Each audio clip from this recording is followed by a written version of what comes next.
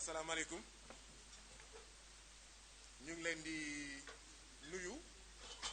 yéen ñëpp ci seen tur ak seen sant ñu may le temps caméraman yi ñu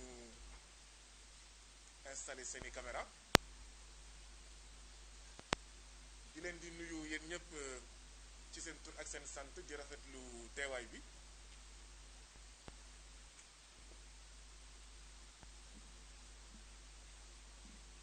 Il faudrait faire descendre tous les micros, je sais pas. Voilà, c'est bon? Ok. Tout le monde est là? Une minute. Ok.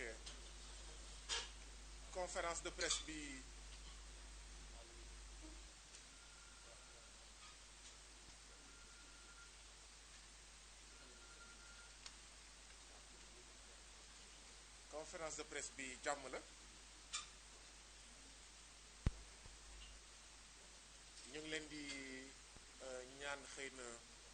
ñu jéem a góorgóorlu def portable yi en mode vibreur wala silencieux.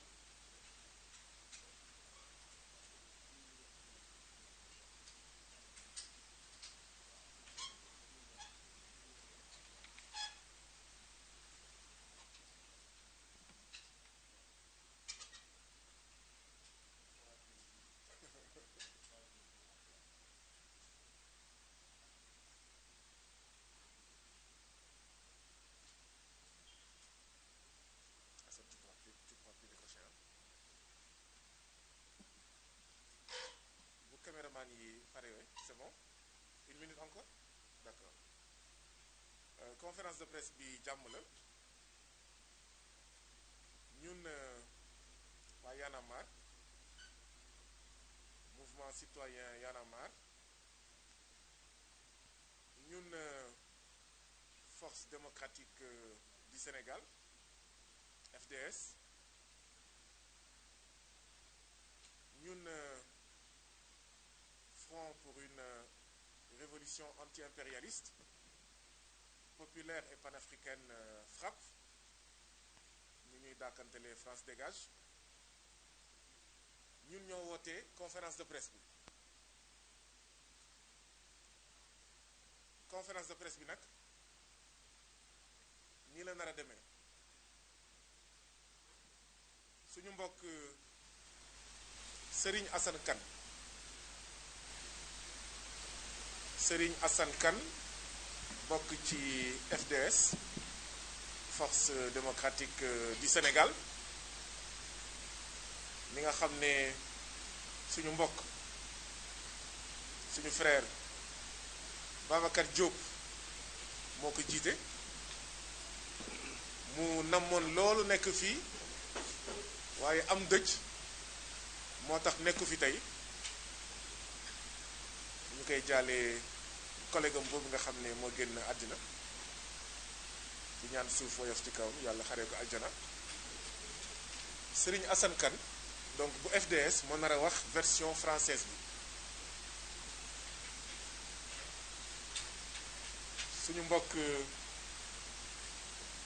suñu mbokk Cyril ñu gën ko xam ci nom d'artiste am Thiat bu Y'en a marre moom mooy wax version wolof bi bu dee caméraman yi pare nañ je crois qu'on va devoir commencer ñu jox kàddu gi suñu mbokk Serigne Assane Kane déclaration yi bu paree nous répondrons aux différentes questions laaj yi nga xam ne am ngeen ko dinañ ci jéem a indi ay tontu.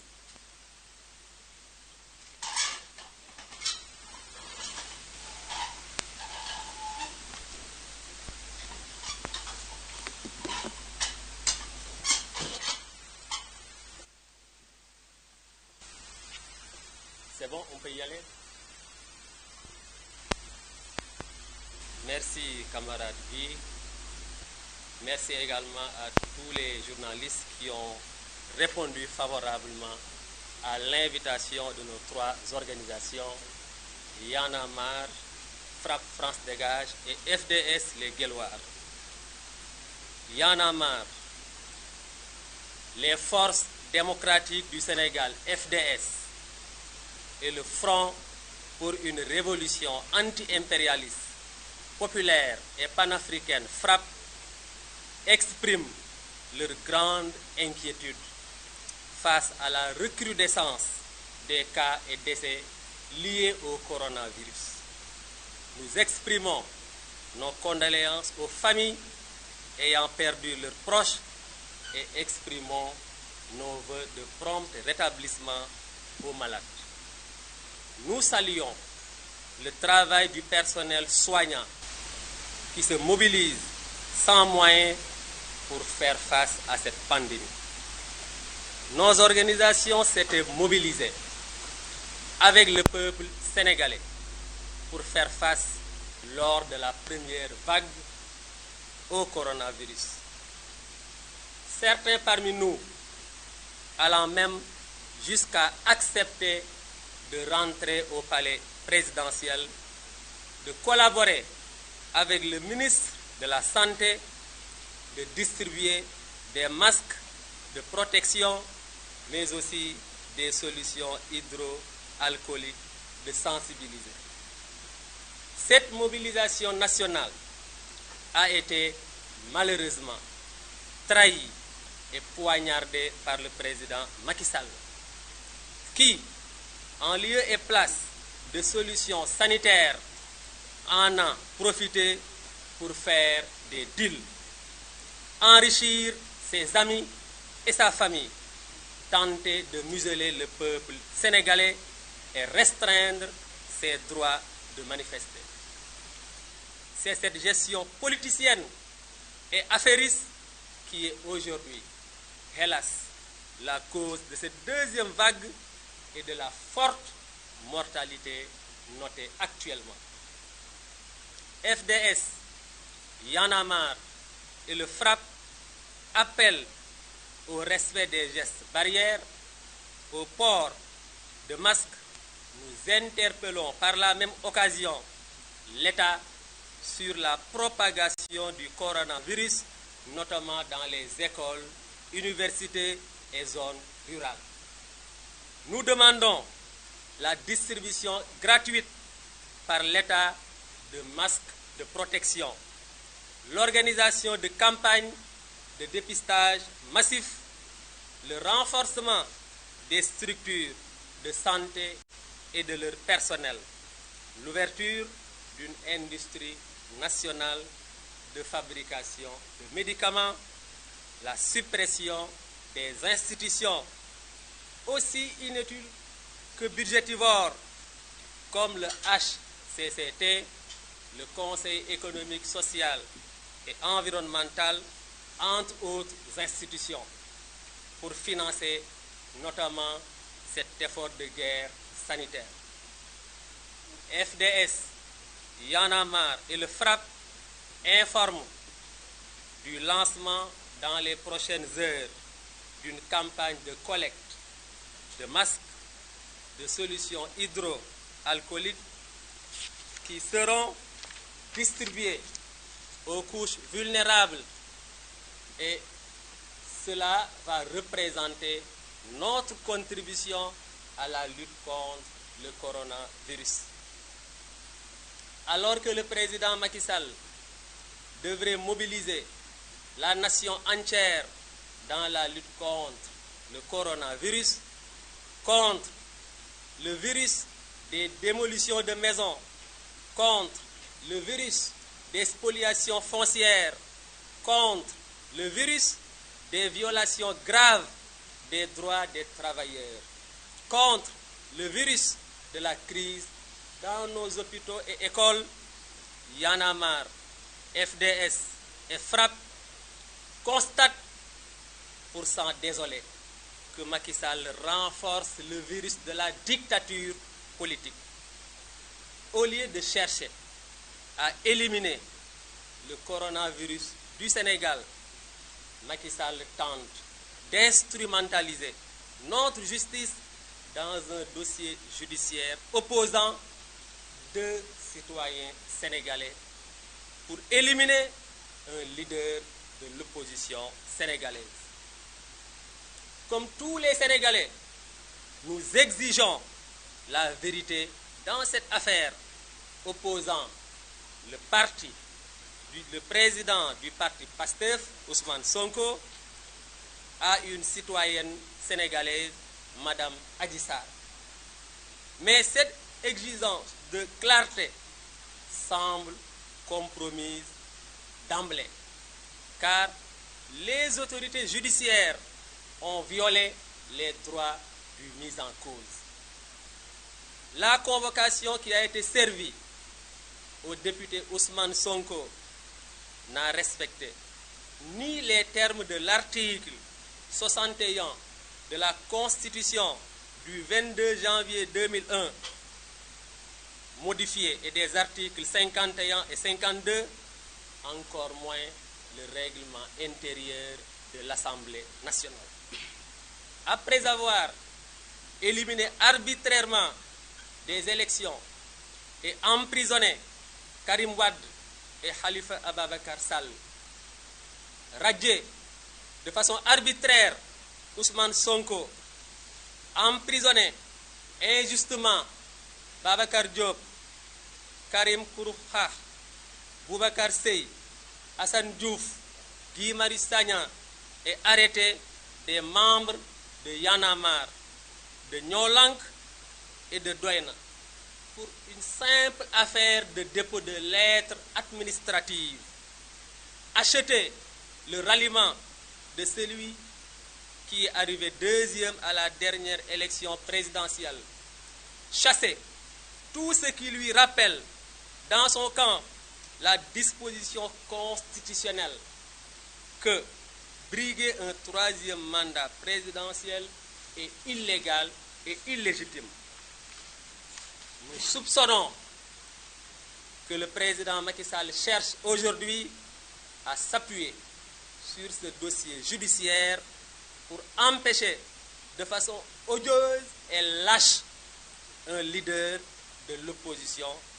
d'être candidat à la présidentielle de 2024. S'il réussit son pari antidémocratique, antipopulaire, Macky Sall sera illégalement candidat en 2024. C'est aujourd'hui qu'il faut arrêter cette entreprise pernicieuse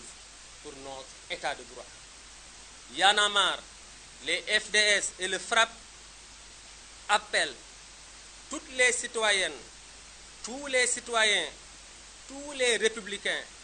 tous les patriotes, où qu'ils soient, au Sénégal comme dans la diaspora, à se dresser contre toute volonté de réduire notre cher Sénégal à une démocratie sans opposition aucune. Les FDS, Y'en a marre et le FRAPP appellent les partis politiques, les syndicats, les mouvements citoyens à une jonction pour défendre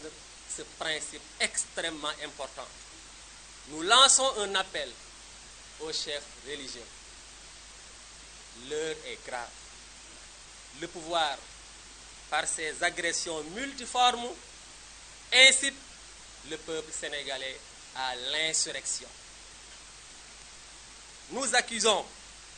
le président Macky Sall de vouloir mettre le feu à notre pays par ses manœuvres irresponsables, et cela doit être stoppé. Pour conclure, nous exigeons la libération de tous nos compatriotes injustement et arbitrairement arrêtés. Depuis 48 heures, nous sommes informés qu'ils sont victimes de torture. Cela est inacceptable dans un état de droit. Nous exigeons leur libération immédiate et sans condition. Signé Y'en a marre, Force démocratique du Sénégal, FDS, Front pour une révolution anti-impérialiste, populaire et panafricaine, FRAPP. Merci de votre attention. jërëjëf Serigne Assane Kane ngir ñi nga xam ne ñooy soog agsi suñu mbokk Serigne Assane Kane bokk ci force démocratique du Sénégal muy parti politique bi nga xam ne suñu mbokk Babacar Diop moo ko jiite moo yore woon suñu kàddu ci kàllaamaay nasaraan ñu fas yéene nag faram fàcce li nga xam ne moom la ñu waxal ci nasaraan faram fàcce ko ci kàllaamaayu wolof ak suñu mbokk yi nga xam ne moom mooy caat bu yanamaar caat bisimila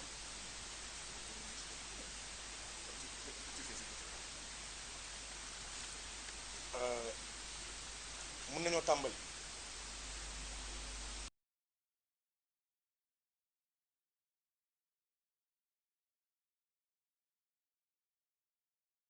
taskati xibaar yi nuyu it ñëpp ñi nga xam ne ñu ngi teewlu ñu wax que ne mouvement bii di Y'en a marre bii di FDS ak bii di FRAPP ñoom de ñoo dajaloo am njàqare lool ci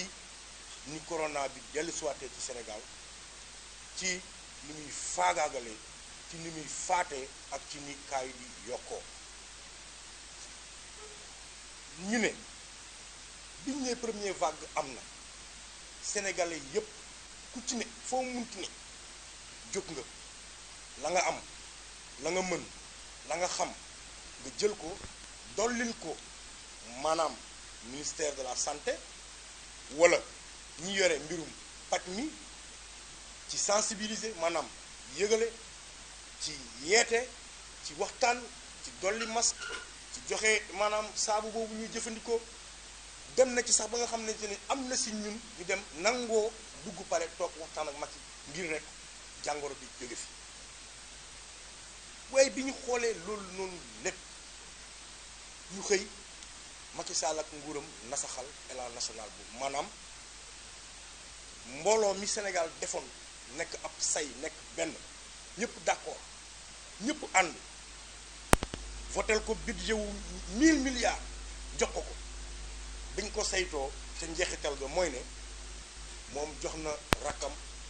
jox na goroom jox na ay xaritam ku ci nekk ay noos di yaataa yumbe projet ba programme ba nax saay ñu seetlu ne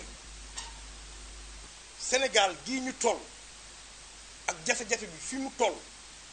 ak métit bi fi mu toll ak ñi cimetière yi di feesee ak ñi Sénégalais yi tollee ci ab njàqare jamonoy corona ñu ne ah nguur gi banque na loxoom kenn indeetul ndimbal ndax première vague bi Touba joxe na nangam ci xaalis ay privé joxe nañ nangam ci xaalis ñeneen ak ñeneen indi nañ seen wàll waaye bii yoon dafa mel dafa akum bàyyeeku li ko waral nag mooy na ko nguur gi doxalee moo tax ñun ñii muy FRAPP muy FDS muy Y'en a marre ñu ne kat ñun dañuy jëlaat suñu bopp joxaat ko askan bi woowaat askan bi ci nañu farluwaat nañu respecté waat mesure barrière yi nañu solaat suñu masque waaye nag dañoo bugg bii yoon ñun suñu biir mouvement yi ñu teg ab kuréel wala boog ñu teg ak benn maanaam mbir moo xamante ne danañu permettre fépp fu sénégalais ne nga am ko nga maye masque mbala nga maye loolu ñuy woowee saabu yooyu noonu ñun ñu mun koo jébbal ñi nga xamante ne ñoom ñooy les couches vulnérables ndax biñ ko seetloo ba seetlu ko état du Sénégal dafa seetaan école yi dafa seetaan hôpitaux yi dafa seetaan les couches vulnérables ba boo ko seetloo ci biir gox ak goxaat yi ci biir réew mi jafe-jafe bi ma nga fa amuñu masque amuñu dara kon suñu devoir la suñu responsabilité la ñun en tant que ay organisation ñu ne kat dañuy lëkkaloo di woo Sénégalais yi foo leen ci munti nekk muy fii muy fële dimbali leen ñu li laay war a sóol yi ñu dimbali suñu bopp ci maye masque ak ci maye li ñuy woowee mooy saabu jooju waaye it di ko exiger état pour que moom ci boppam masque yi nga xamante ne jaratul dërëm na ko état distribuer gratuitement ci marché yi ci hôpitaux yi ci place publique yi ci arrêt car yi ci fépp ak école yi ñu ngi koy exiger mu xool naka la mën a organiser campagne de dépistage mooy maanaam campagne boo xam ne pour càmbar ndax doomu jàngoro ñu ci nit ñi wala déet surtout tàmbalee ko ci 3e âge parce que am na solo ñu ne bëgg nañ mu renforcer lépp luy structure maanaam kuréel buy yëngu ci mbirum pàcc ak wér bëgg nañ it ñu jaaree fi nag ñun nag am boog bërëb boo xam ne fa la ñu defaree suñuy garab ndax it am na lu fi maam bàyyi woon xasum looroog nepp nebak ñoom reeni ak ñoom xas ñu xool naka la suñu scientifique yi xarañ gi ñu xarañ ndax corona lu mu jafe-jafe-jafe ñoom def nañ ci ay jéego parce que ñun jaar nañ fa gërëm leen gërëm bu mag parce que personnel de santé bi ci liggéey bu xarañ bi ñu def ak les maigres moyens maanaam ñàkk gi ñu ñàkk ay matériel pour mun ñoo aar terewul góorgóorlu nañ lu ñu mën ñu ñaan état ibbi nag bi yoon ñu am suñu yëf bopp defaral suñu bopp suñuy garab bu répondre ak suñu exigence ñu ne bu loolu amee bëgg nañ mu dimbale ñu yi nga xamante ne nii ay HCCT amul lu njëriñ Sénégal ay CSS xom amul lu njëriñ Sénégal Idrissa Seck dafa ne moom wàllu ji na pour dimbali Sénégal ndax jafe-jafe corona wane ko gerdal sa budget neel budget bi may naa ko waa Sénégal ñu defar ci ay masque defar ci ay sanitizer may sénégalais yi li laay war a sóoli loolu organisation yooyu amuluñu benn njëriñ institution yooyu kuréel yooyu amuluñu askanu Sénégal benn njëriñ te xaalis bu bëri la ñuy dikkee nañ ko fi jaar éliminer moo tax séddoo ko seeni biir teggate ko jox ko seeni ñu leen neex ci jamono bii ñuy violer droit wu travailleurs yi fay ñu leen seen ay salaire ñii ñu dig leen recrutement recruté wuñu leen ñii mënuñu yeggali seen jàng ñii ñu ngi ci jafe-jafe ñii ñu ngi ci loof ñii ñu ngi ci sonn hôpitaux yi amuñu ay jumtukaay écoles yi sonn nañ ci nga xamante ne nii Sénégal maanaam dafa nekk ci yoonu gasax ca la nag ñun ñii constaté ne Macky Sall moom benn feebar moo ko ci dugg muy feebarum bi dal africain yi nga xamante ne ñoo nekk ci ouest bi yépp muy feebarum dictature moom càmbar nañ ko amul corona mais moom virusu dictature moom moo ko dugg moom biñ ko noppee saytu nag ñu ne kon kii jéemuñoo aar ci feebar bii ñu dal mu ñu yokkal ab feebar boo xam ne nii yaakaaroon nañ ne 2011 ñun tàggoon nañu ak moom ndax utum solution moo ko fi teg ci réew mi ñu ne kon moom boo càmbaree ay stratégie dafa jël li nga xamante ne Sénégal moo ko moom muy suñu appareil judiciaire muy maanaam suñu kuréel bi yore yoon def ko ab yatam di direct dóor képp koo xam ne bokk nga ci kujje gi ndax buggul kujje ndax ñemewul kujje moom mbër la moo xam ne day bugg mooy bàkku bëre bi moom day bëre takkandeer moom kese mooy bëre mooy daan mooy gañe bi ñu seetloo loolu ñu ne ah ndax kat am na ñu fi jot a jàll ndax seetlu nañ kaawu kii di Karim Wade seetlu it kaawu Khalifa Ababacar Sall waaye lu tax tey nguurub Macky Sall bëgg a profito ci benn affaire boo xam ne ñaari sénégalais la ñoo jote kii jiiñ kii ñu bëgg cee profito fexe ca naka lañ ca mën a def ba éliminer ki nga xamante ne nii candidat la leaderu parti la maanaam aujourd'hui ku mu neex ku mu naqadi ku bëgg ku bañ moom moo sol costume chefu opposition mu bëgg fa jaar ci porox ndoll googu profito ko éliminer ko ci loo xamante ne ni affaire judiciaire la waaye nag ñun ñu ne cette affaire maanaam mbir mii nga xamante ne dafa opposé Ousmane Sonko ak Adji Sarr suñuy organisation bëgg nañ mu leer bëgg nañ xam mbir mi nu mu demee nu mu tëddee waaye di ci xel ñuy tey rek mooy dañoo wóoluwul justice bi wóoluwuñ ko benn yoon ndax du benn du ñaar du ñett du ñeent wane na boppam ne moom justice bu féete la yat la bu nguur teg di dóore kon bi police gendarmerie yónnee Ousmane Sonko convocation moom mu ne demu teg ko ci ay article yoo xamante ne ndeyum charte réew mi moo ko may gis nañ ne ñoom seeni pexe mooy jéem a fexe ni ñu violé loolu ko ndeyu charte réew mi may ñu ne nag attention duñ ko nangu noonu nga defoon Karim Wade noonu nga defoon Khalifa Ababacar Sall noonu nga rajee Sonko sax ci liggéeyukaayam noonu nga fi jàppee Guy Marius noonu nga fi jàppee Babacar Diop Karim Xurum Xaq Boubacar Seye Assane Diouf noonu nga fi jàppee ay nit ñi bokk ci Y'en a marre ak lu ñoo lànk ci rek yóbbu ab lettre pour yëgal autorité bi ne ko dañoo bëgg a manifester wala yóbbu ko ci benn bureau ne ko wàññil say njëg ndax cher nañu ñu ne mais lii nag dafa ëpp kii nag fan nañ jëm ak moom bu fekkente ne moom yat wu ne pare na koo jël làbbali ko ci kaw képp koo xamante ne ni yow pare ngaa taxaw jàkkaarloog moom pour xëccoo ci xëccoo boo xamante ne ni loolu la ndeyu charte réew mi may ñu ne nag non attention ñun loolu mënuñ ko setaan ndax nag kat ci procédure bii nii dañ cee seetlu ab façon boo xamante ne ni nguuru Macky Sall mu ngi ko bëgg a def ci ab muusub akum tappale pour fexe maanaam ba élection yii di ñëw mu jaar ci prox ndoll moom dong mu doon candidat wala sax moom mu créé propre opposition am tegal ñu fi ay xeer ak ay xuur dabb ba askanu Sénégal duñu xam fan lañu jox seen bopp ñu ne nag loolu ñun duñ ko setaan kon nag muy FRAPP muy FDS muy Y'en a marre mi ngi woo képp koo xam ne doomu Sénégal nga ne fii ak nga ne bitim réew ngay góor ngay jigéen ngay mag mbala ngay ndaw mi ngi woo képp koo xam ne ci syndicat nga ne di woo képp koo xam ne ci parti politique nga ne di la wax ne nag jot na bu ñu setaanee réew mi dina na sax bu ñu setaanee mag yi dinañu takk ñu ñëpp ay buum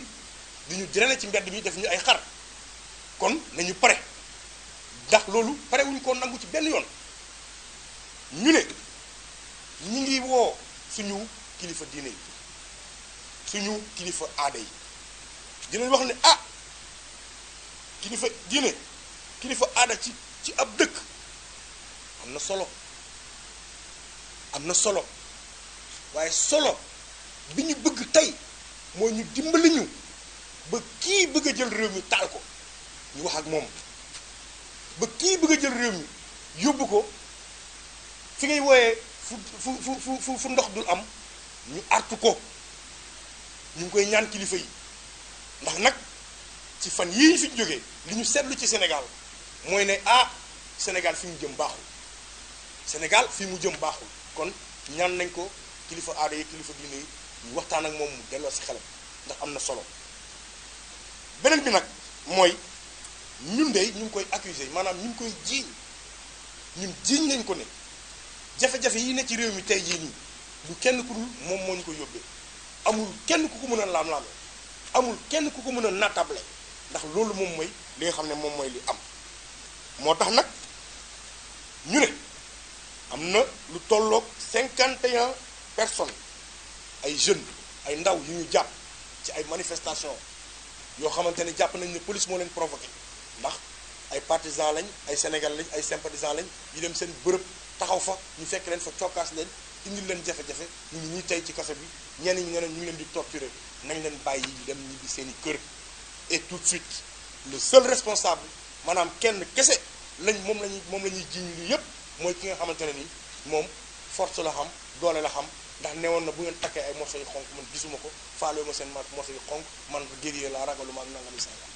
ku bëgg ay la ku bëgg jàmmar loolu ku bëgg histoire la na bàyyi askanu Sénégal ci jàmm na libéré nit ñoom ñu dem ci jàmm kon nag li fi ruusee nii yépp tey ñetti organisation yii mu di FRAPP mu di FDS ak Y'en a marre ñoo leen ko doon yeggee yéen askanu Sénégal di leen wax wasal. jërëjëf Thiat bu Y'en a marre mbokk taskatu xibaar yi ñun ñoo ko déggandoo déglu nañ suñu mbokk Assane Kane ci nasaraan dégg suñu mbokk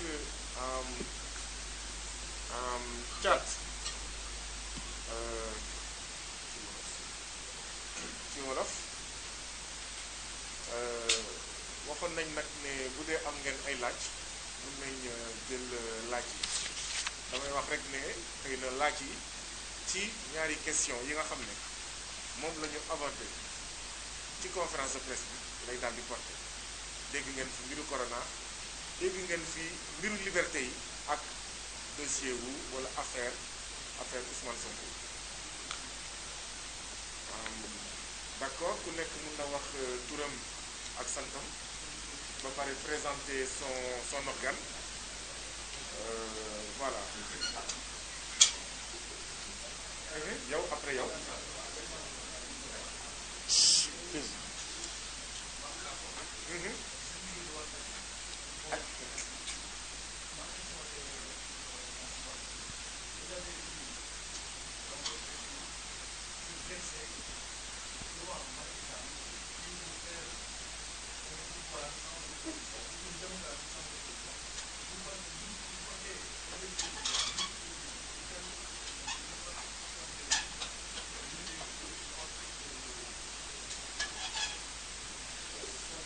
jërëjëf Serigne Pape Moussa.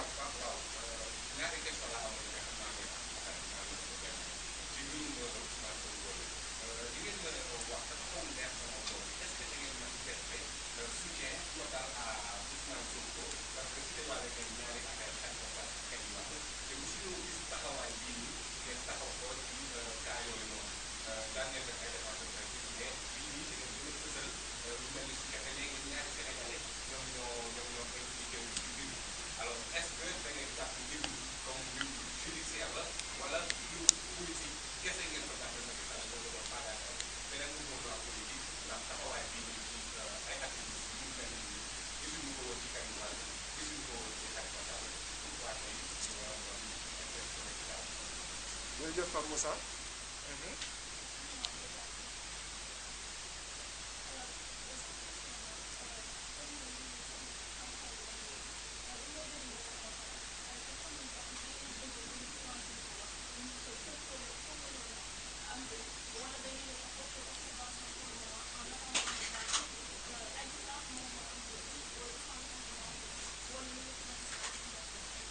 jërëjëf. ok dafa mel ni ñetti question ñetti laaj mu am. am na ko yëkkati woon loxo fii de. waaw mais bon am na voilà. ñu avance. ok Thiat je crois que mën nga ñëw xaw ma ci wolof. après bon de toute façon les questions sont posées à tout le monde ku bëgg a tontu mën na jël parole. d'abord damay tàmbalee ci question Pape Moussa ñetti cas yi bokk ñetti cas yi leen dong lañ bokk mooy ñoom ñëpp ay opposants lañ loolu kese lañ bokk. L'affaire Karim Wade à l'époque demande sociale la woon sénégalais yi ñoo namoon ñu dem jëli ji lañu moom ci li ñu wax ne dañ koo sàcc ci luubal ko ci alalu réew mi. je me répète ci kaaw Karim askanu Sénégal moo ne woon demande sociale dañoo bëgg ñu récupérer lépp loo xam ne koom-koomu réew mi la te ñii fi nekkoon doon ñu jiite nasaxal nañ ko état bi takk ay rajoom jaay ñu benn dossier jaay ñu ay milliards yu Karim Wade luubal jël suñuy milliards yi jox ko Antoine mii mu jël la roppalaanam wër àdduna bi yépp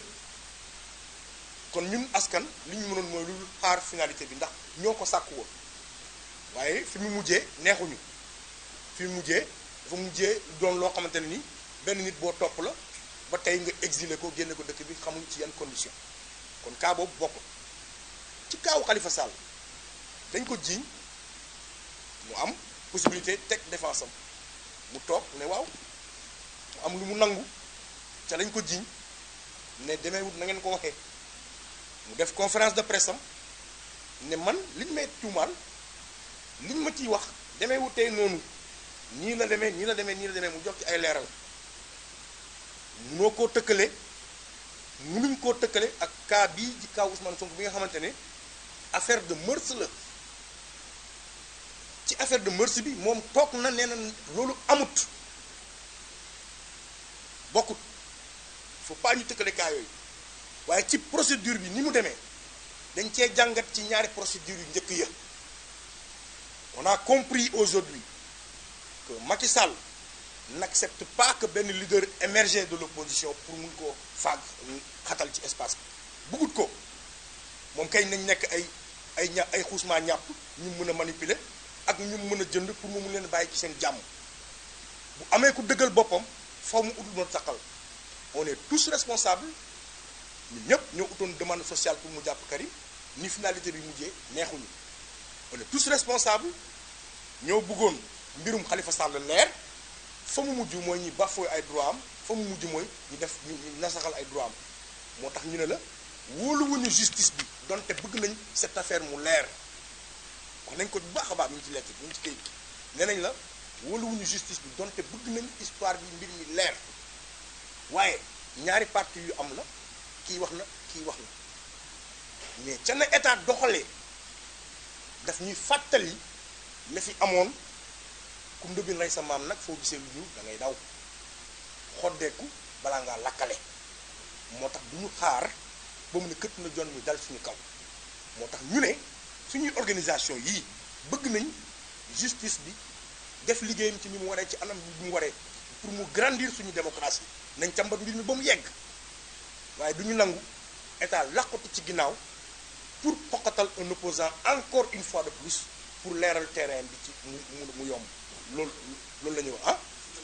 non Pape Moussa. Pape Moussa, les autres ont posé la question hein. Oui. Donc Pape Moussa may ñu quoi, d'accord. xam nga pour être très clair nekkuñu ci soutien d'un individu on est sur des principes démocratiques nous soutenons la démocratie de notre pays nous soutenons les droits ci suñu pays nous soutenons l'état de droit nous soutenons les libertés privation de liberté yi am jamono ji nii loolu la ñuy soutenir ñun donc il faut mu leer moo tax wax nañ la ko nee nañ la affaire bi bëgg nañ mu leer waaye it du ñu nangu leneen làqu ca ginnaaw lii la wax kay dafa leer beneen question bi ma bàyyi la nga ñëw peut-être. Non, en français sur cette question. Non, bàyyi ko mu terminer. terminer Parce que sinon après il va y avoir- question bi waaw la rue ou pas. la rue ou pas loolu moom bu ñu ci yeggee dinañ la wax waaye li ñu wax mooy que les Sénégalais se tiennent prêts les Sénégalais prêts taxaw bu ñu nee acca ñu ne acca booy xeex ak nit mu pare da ngay pare ne moom xam nga fi ñu toll ak Macky Sall lan la wura ba dem na kën wax mag kese la jàkkaarloo moo des jàkkaarloo nag anam bu ne la bi ñu sabab bi ñu am yéene mooy bi ñu woo suñu ay guide religieux ñu dem wax ak moom mu nekk nit mu bàyyi li mu nekkee bañ a taal dëkk bi bañ a yàq Sénégal booboo ñu gënal bu ñu joxul boobu bu mu ñu indil ñu jël bu mu ñu indil ñu jël bu ñu woowee ci mbedd mi fekk ñu fa suñu woowee ci waxtaan ñoo ko gën a bëgg wax fop ëpp ko wax beneen bi muy C'est la même chose. La dame. En fait, c'est un peu la question de Moussa. Est-ce Ouais, qu'on ouais. soutient ou pas? Et tu as ouais, répondu ouais, tout à on a l'heure. répondu à ça. Tu peux- Oui, tu peux- continuer. En français.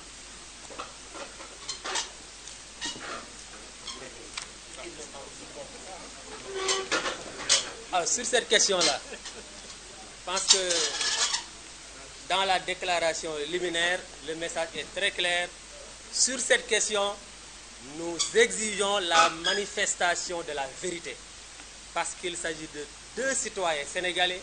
ayant les mêmes droits. Malheureusement, il y a un parfum de conspiration derrière cette affaire et c'est la raison pour laquelle, en tant qu'organisation soucieuse de la démocratie, de l'état de droit, nous manifestons toute notre solidarité à Ousmane Sonko. Parce que depuis 2 jours, il est en résidence surveillée. Vous avez tous constaté la violence que la police a exercée sur des concitoyens sénégalais qui étaient partis pour exprimer de façon pacifique leur soutien à un de leurs compatriotes. Nous pensons que ceci est contraire à l'état de droit. Et sur cette question-là, l'enjeu, ce n'est pas la carrière politique d'Ousmane Sonko. L'enjeu, c'est la préservation de notre démocratie. Parce qu'avant-hier, le président Macky Sall s'est servi de la justice pour exécuter politiquement Karim Wade. Hier, il s'est également servi de la justice pour pour liquider politiquement Khalifa Ababacar Sall. Apparemment, c'est le même procédé qu'il veut tenter contre Ousmane Sonko. Et si ce procédé réussit, tous les citoyens honnêtes sont en jeu. Tous les citoyens honnêtes vivent en sursis dans ce pays. Nous ne pouvons pas accepter que des trafiquants de faux billets continuent de vaquer librement à leurs occupations. Nous ne pouvons pas accepter que des membres de l'APR cités dans des scandales financiers siègent tous les mercredis au Conseil des ministres. Et pendant ce temps, Assane Diouf, Guy Marius Sagna, Tchad, d'autres citoyens honnêtes qui ne font qu'exercer des droits reconnus par la Constitution soient traqués par le pouvoir de Macky Sall. Donc, pour me résumer, en tant qu'organisation, nous manifestons toute notre solidarité à M. Ousmane Sonko sur cette question-là, tout en demandant que la lumière soit faite. Il appartient bien sûr à la justice de dire qui a raison ou non. Sur la question, est-ce que nous allons investir la rue? Nous n'excluons aucune forme de lutte légale si jamais le président Macky Sall persiste dans sa tentative de liquider politiquement un adversaire. C'est bon.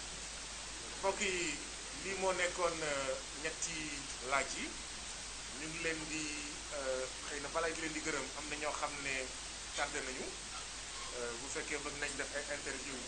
mbokk yaa ngi fii mën nañ xëy na la salle est petite koñ bi rëy na mën nañ accorder ay interview à ñi nga xam ne tardé nañu sur ces questions là di leen di gërëm di leen di sant ci seen teewaay